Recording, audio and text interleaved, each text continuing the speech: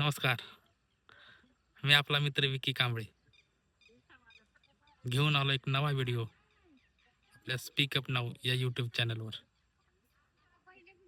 चॅनलला तुम्ही लाईक करा, कमेंट करा, सबस्क्राईब करा आणि पुढील व्हिडिओ पाहण्यासाठी सबस्क्राईब करून ठेवा. आज महाराष्ट्रात जे वास्तव आहे, हे बंधू, बाबा, बुवा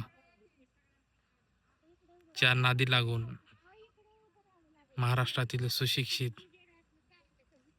सुशिक्षित कसल्या साक्षर असणं म्हणजे सुशिक्षित म्हणता येत नाही.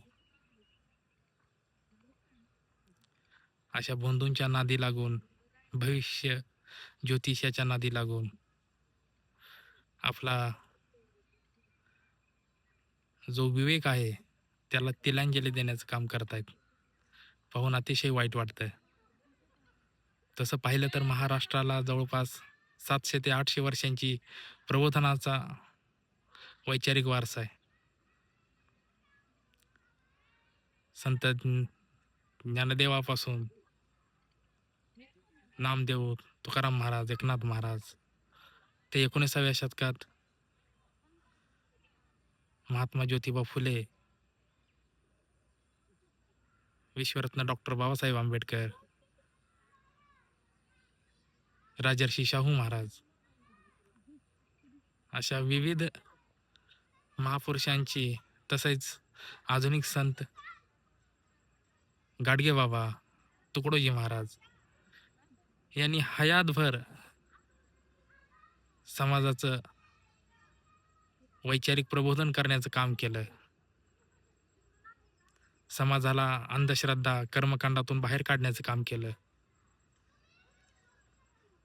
इतकं करूनही आज समाज अजूनही त्याच अंधश्रद्धेच्या दलदलीत पिचलाय की काय असं वाटायला लागतं. परवाच नाशिक जिल्ह्यातील मिरगाव गावातील एक बंधू बाबा कॅप्टन खरात आपल्या हुशारीनं,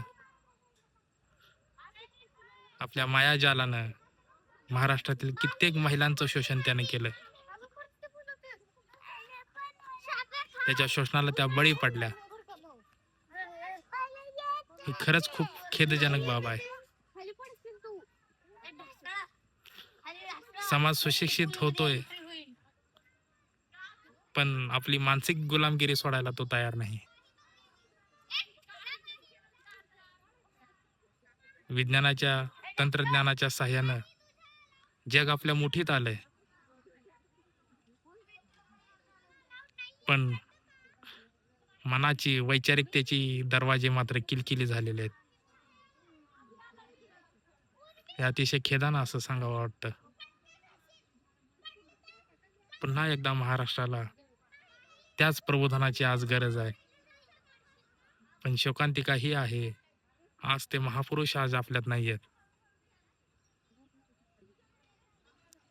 म्हणून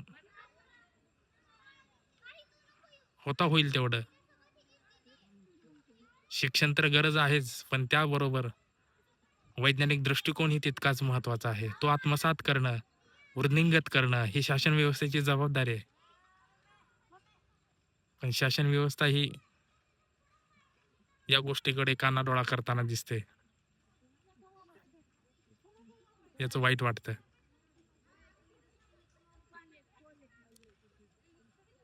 समाजानं आपला सामूहिक विवेक हरवलाय असंच कधीच वाटून जातं.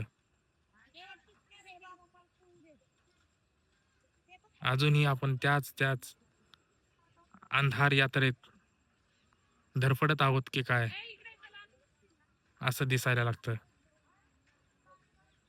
ज्यावेळेस अशा बुवा, बापू, अंधश्रद्धाळू लोकांच्या नादी लागून समाजातील सुशिक्षित, प्रतिष्ठित व्यक्तीसुद्धा ज्योतिष, भविष्य, कर्मकांडाच्या नादी लागून आपल्या वैचारिक उदासीनतेचंच लक्षण उजागर करताना दिसतात. हे कुठंतरी थांबलं पाहिजे. समाजात वैज्ञानिक दृष्टिकोन वाढीस लागला पाहिजे. तशी शिक्षण व्यवस्था पुढारली पण पाहिजे. नुसतं बोलून उपयोग नाही. कृतीत हे उतरणं गरजेचं आहे. एक विधायक कार्यक्रम शासन व्यवस्थेनं राबवला पाहिजे. जादूटोणा कायदा लागू होऊन कित्येक वर्ष झालं. पण अजूनही तो कायदा प्रभावीपणे राबवताना शासन व्यवस्था दिसत नाही. त्यामुळे होता होईल तेवढं समाजातल्या बुद्धिजीवी लोकांनी पुढाकार घेऊन समाजात प्रबोधन करण्याचा प्रयत्न करावा. येत्या युवा पिढीला प्राथमिक शिक्षणापासूनच ह्या गोष्टींचं अवलोकन होणं गरजेचं आहे. तरच मग आपल्या महापुरुषांनी केलेल्या त्यागाचं काहीतरी चीज झालं असं म्हणू शकतो आपण. त्यामुळे माझी कळकळीची विनंती आहे, समाजातल्या लहान थोरा मोठ्यांनाही कृपा करून अशा बंधू बुवा बापांच्या नादी लागू नका आणि आपल्या आयुष्याची माती करू नका. वैचारिक गुलामगिरी सोडा, मानसिक गुलामगिरी सोडा. सत्सग विवेक बुद्धी जागृत करा. महापुरुषांचे विचार वाचा, फुले शाहू आंबेडकर वाचा, संत गाडगेबाबा यांच्या तुकडोजी महाराजांचं आणि डॉक्टर नरेंद्र दाभोळकर यांच्या जीवनाचा अभ्यास करा. तरच यातून आपण एक सकस पिढी निर्माण करू असं मला वाटतं. व्हिडिओ आवडला असेल तर लाईक करा, कमेंट करा, सबस्क्राईब करा. आपल्या स्पीकअप नाऊ या चॅनलला जास्तीत जास्त लोकांपर्यंत पोहोचवा. नमस्कार, धन्यवाद.